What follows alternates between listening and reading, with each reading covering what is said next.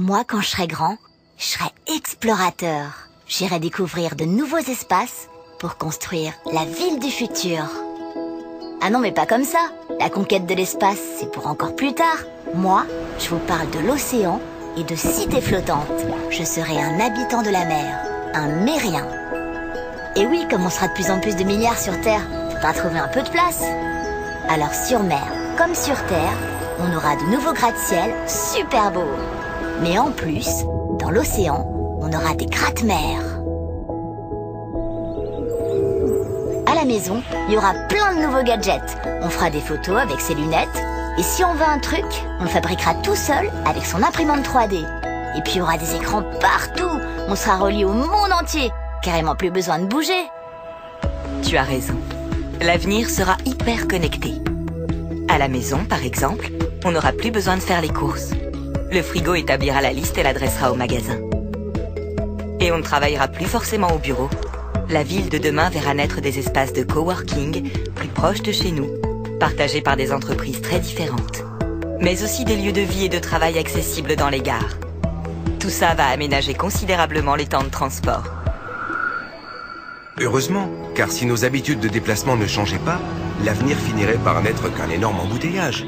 En fait, on combinera des tas de moyens de transport différents et propres. Transport en commun végétalisé, téléphérique.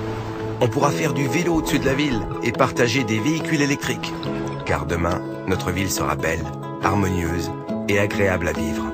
La nature sera présente partout, mais pas simplement pour maquiller la ville. Ce sera une nature utile, car la qualité de l'air va devenir la grande priorité. Regardez tous ces espaces verts. L'agriculture est au cœur de la ville. Il y a des fermes urbaines, des jardins partagés sur les toits où l'on peut cultiver des légumes. Oui, les bâtiments seront verts et intelligents. Ils produiront leur propre énergie et communiqueront entre eux pour se l'échanger. Ils pourront favoriser la mutualisation des places de parking ou informer sur la disponibilité des espaces communs. Ah oui, elle est jolie, cette ville du futur. J'aime bien.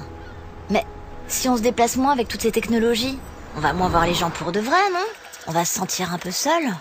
Tu n'as pas à t'inquiéter. Au contraire, la ville de demain va être pensée pour favoriser et développer la proximité.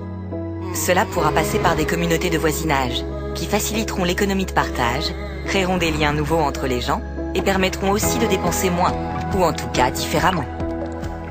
La ville de demain encouragera la mixité en rassemblant les logements, les bureaux et les commerces et réunira les gens de milieux sociaux ou de générations différentes. Les logements seront adaptables pour permettre aux gens de bien vieillir chez eux. De nouveaux services, comme les conciergeries de quartier ou des lieux de rencontre et d'échange de savoir-faire, les Fab Labs, vont participer aussi au mieux vivre ensemble. Et c'est tout ça, finalement, qui va insuffler du bien-être et de la vie au cœur de la ville.